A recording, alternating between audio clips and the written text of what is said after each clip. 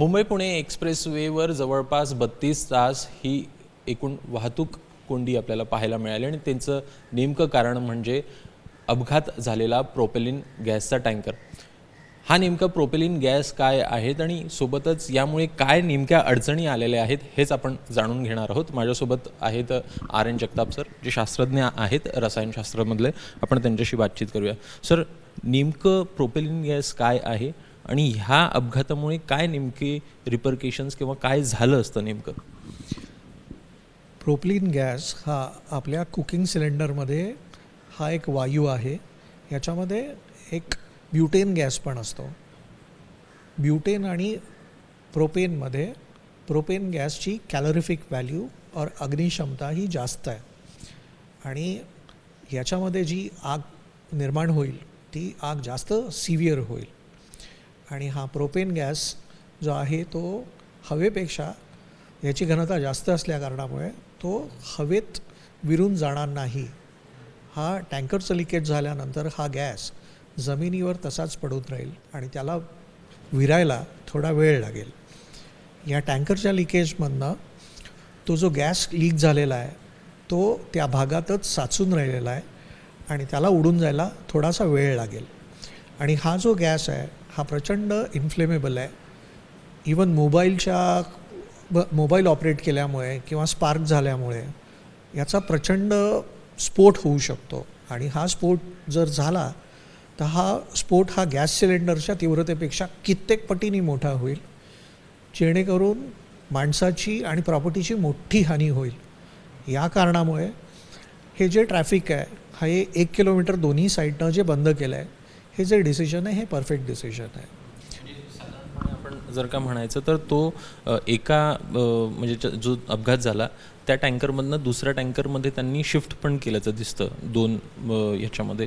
जर का हा शिफ्ट केला नसता आणि तिथेच राहिला असता किंवा मग वेळ लागला म्हणूया आपण, तर त्याला साधारणपणे किती वेळ गेला असता की तो तसाच उडून जायला? कारण गळती झालेलीच होती।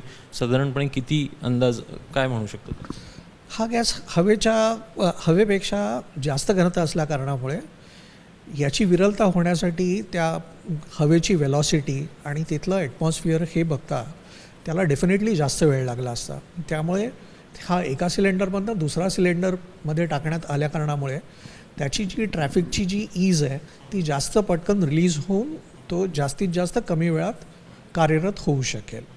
साधारणपणे जर का म्हणायचं किंवा एकूणच शक्यता म्हणूया, जर का हा फुटला असता म्हणजे जर का काही अपघात जर झाला असता असं आपण समजूया, नुकसान किती म्हणावं लागलं असतं? कारण तो बोगद्याच्या जवळच एक्झॅक्टली आपल्याला तिथे दिसतोय। या केसमध्ये याचं जे नुकसान आहे हे कल्पनेच्या पलीकडे आहे, कारण की या केसमध्ये हा कॅटास्ट्रॉफिक फेलियर होऊ शकेल, कारण की त्याचं एक्सप्लोजन हे मोठ्या प्रमाणात होतं। सो याचं नुकसान कल्पनेच्या पलीकडे झालं असतं। काय नेमक्या उपाययोजना तुम्हाला वाटतात अशा प्रकारे हे प्रोपेलिन गॅसचं जे नियाण आहेत त्या अवॉइड कराव्यात किंवा मग कशा पद्धतीनं काय नेमकं करायला पाहिजे होतं अशा क्षणाला? या केसमध्ये अशा पद्धतीचे जे ॲक्सिडेंट्स होत आहेत ते ॲक्सिडेंट न होता जर या टँकरची एक डेफिनेटली वेळ असेल, ज्या वेळेत ट्रॅफिक कमी असेल त्यावेळेस जर याची ट्रान्सपोर्टेशन जर करता येत असेल तर त्या केसमध्ये in the event of accidents also त्याची प्रॉपर प्रिकॉशन्स घेता येतील आणि कमी नुकसान करता येईल। या पद्धतीमध्ये टँकरमधनं जे ट्रान्सपोर्टेशन होतं आहे त्याच्यामध्ये काही चूक नाही आहे। टँकरची क्वालिटी पण बरोबर आहे, पण ह्या ॲक्सिडेंट झाल्या कारणामुळे याच्यामधनं जो लिकेज झालेला आहे तो लिकेज या ड्रायव्हरच्या चुकीमुळे झालेला आहे। त्यामुळे ही चूक जर दुरुस्त करायची असेल तर त्यांना एक डेफिनेट वेळेत सोडण्याचंच एक लिमिट ठेवलं तर ते जास्त चांगलं होऊ शकेल। एक दुसरी देखील घटना घडताना दिसतं आहे। हायड्रोजन ज्या बलून्स आहेत किंवा फुगे आहेत ते एका लिफ्टमध्ये फुटताना दिसत आहेत।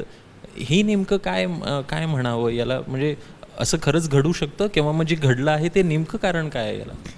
या केसमध्ये असं आहे की इन्फ्लेमेबल गॅस जेव्हा लिफ्टमध्ये आणलं गेलं आणि लिफ्ट जेव्हा ऑपरेट होते तेव्हा एक स्पार्क जनरेट होतो आणि त्या बलून्समधनं जे गॅस बाहेर पडलेले आहेत ते एवढे इन्फ्लेमेबल आहे की त्या छोट्याशा स्पार्कनीसुद्धा त्याचा स्फोट होऊ शकतो। आणि तेच त्या लिफ्टमध्ये घडलेलं दिसतं आहे.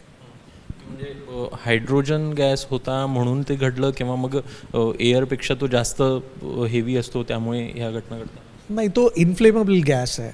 ओके, ज्याचा म्हणजे फायर कॅच करू शकतो म्हणून त्याचं एक्सप्लोजन झालेलं आहे. ओके, दोन्हीकडे पाहायचं तर दोन्ही हायली इन्फ्लेमेबल आहेत. हां, दोन्ही इन्फ्लेमेबल आहेत. करेक्ट. धन्यवाद आमच्याशी बातचीत केल्याबद्दल.